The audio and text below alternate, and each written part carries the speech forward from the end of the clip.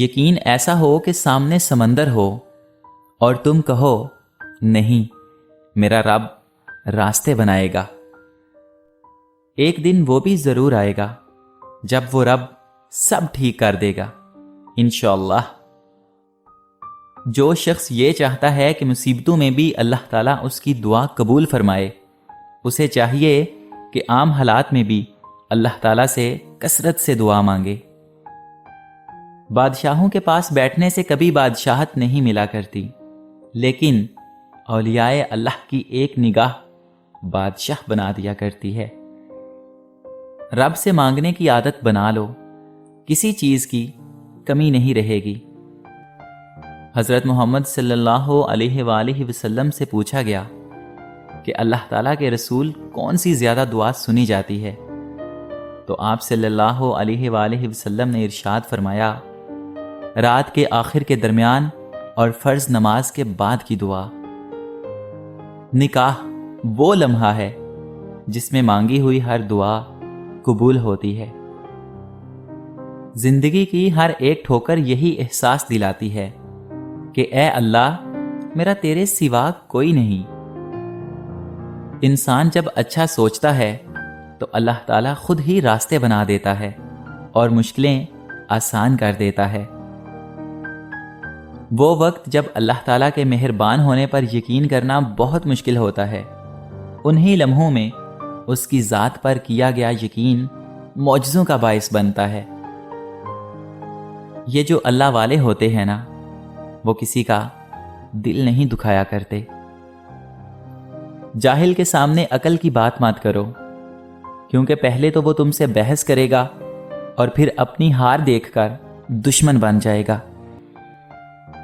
بہت سے انسان ایسے ہیں جنہیں زبان نے موت کے گھاٹ اتارا ہے۔ 3 چیزیں حافظے کو زیادہ تیز کرتی ہیں اور بلغم کو ختم کرتی ہیں: مسواک کرنا، روزہ رکھنا، قرآن پاک کی تلاوت کرنا۔ اپنے بہترین وقت کو نماز میں وقف کرو، کیونکہ تمہارے سب کام تمہاری نماز کے بعد ہی قبول ہوں گے۔ نماز کی فکر اپنے اوپر فرض کر لو، خدا کی قسم دنیا کی فکر سے آزاد ہو جاؤ گے اور کامیابی تمہارے قدم چومے گی۔ اخلاق ایک دکان ہے اور زبان اس کا تالا۔ تالا کھلتا ہے تو معلوم ہوتا ہے کہ دکان سونے کی ہے یا کوئلے کی۔ تم کسی کو چاہو اور وہ تمہیں ٹھکرا دے تو یہ اس کی بد نصیبی ہے۔ اس کے بعد تم اس کو زبردستی اپنانا چاہو تو یہ تمہارے نفس کی ذلت ہے۔ غلط بات پر غصہ آ جانا شرافت کی نشانی ہے، لیکن اسی غصے کو پی جانا مومن کی نشانی ہے۔ جس کو تم سے محبت ہوگی وہ تم کو فضول اور ناجائز کاموں سے روکے گا۔ جس نے کسی کو اکیلے میں نصیحت کی اس نے اسے سنوار دیا، اور جس نے کسی کو سب کے سامنے نصیحت کی اس نے اسے مزید بگاڑ دیا۔ تمام تعریفیں اس ذات کے لیے ہیں کہ وہ جسے توڑے اسے کوئی جوڑ نہیں سکتا، اور وہ جسے جوڑے اسے سارے توڑنے والے مل کر بھی توڑ نہیں سکتے۔ انسانیت بہت بڑا خزانہ ہے، اسے لباس میں نہیں انسان میں تلاش کرو۔ دنیا میں 1000 رشتے بناؤ، لیکن ایک رشتہ ایسا بناؤ جب ہزاروں آپ کے خلاف ہوں تو وہ ایک آپ کے ساتھ ہو۔ جس سے محبت کی جائے اس سے مقابلہ نہیں کیا جاتا۔ کسی کو پا لینا محبت نہیں، بلکہ کسی کے دل میں جگہ بنا لینا محبت ہے۔ لوگوں کے غلام مت بنو جب اللہ تعالیٰ نے تمہیں آزاد پیدا کیا ہے۔ کسی انسان کی محبت پانا چاہتے ہو تو اس کو بتا دو، کیونکہ زندگی موقع کم اور دھوکہ زیادہ دیتی ہے۔ قبرستان ایسے نوجوانوں سے بھرے ہوئے ہیں جو بڑھاپے میں توبہ کرنے کے خواہش مند تھے۔ زندگی میں قسم، قدم اور قلم بہت سوچ سمجھ کر اٹھانا چاہیے۔ الفاظ ہی سب کچھ ہوتے ہیں، یہ دل جیت بھی لیتے ہیں اور دل چیر بھی دیتے ہیں۔ کوئی کمزور شخص تمہاری بے عزتی کرے تو اسے بخش دو۔ بہادروں کا کام معاف کر دینا ہے، اور معاف کرنے والوں کو اللہ تعالیٰ بہت پسند کرتا ہے۔ علم تمہیں راہ دکھاتا ہے اور عمل تمہیں مقصد تک پہنچاتا ہے۔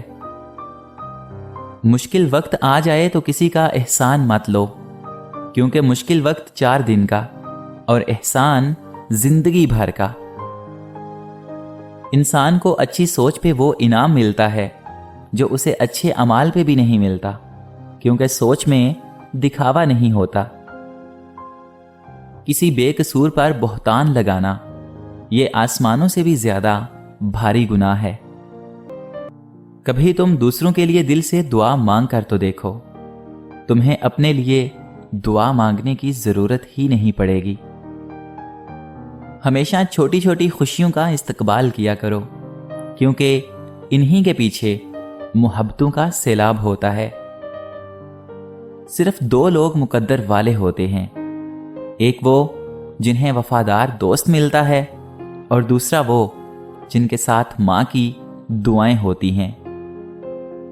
اپنا سر اونچا رکھو کہ تم کسی سے نہیں ڈرتے، لیکن اپنی نگاہیں ہمیشہ نیچے رکھو تاکہ پتہ چلے تم ایک باعزت گھرانے سے تعلق رکھتے ہو۔ انسان زندگی میں مایوس ہو تو کامیابی بھی ناکامی نظر آتی ہے۔ حضرت علی رضی اللہ تعالی عنہ سے پوچھا گیا کہ انسان برا کب بنتا ہے؟ شیر خدا نے خوبصورت جواب دیا، جب وہ اپنے آپ کو دوسروں سے اچھا سمجھنے لگے۔ جو تمہیں خوشی میں یاد آئے سمجھو تم اس سے محبت کرتے ہو، اور جو تمہیں غم میں یاد آئے تو سمجھو وہ تم سے محبت کرتا ہے۔ دوستی کا بھرم صرف وہ لوگ رکھ سکتے ہیں جن کے وجود میں سمندر جتنا دل ہو۔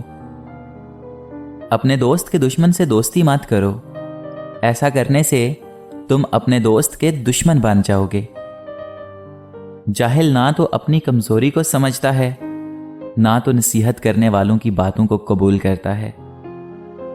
تمہارا بدترین دوست وہ ہے جو تمہیں غلط بات پر راضی کرے۔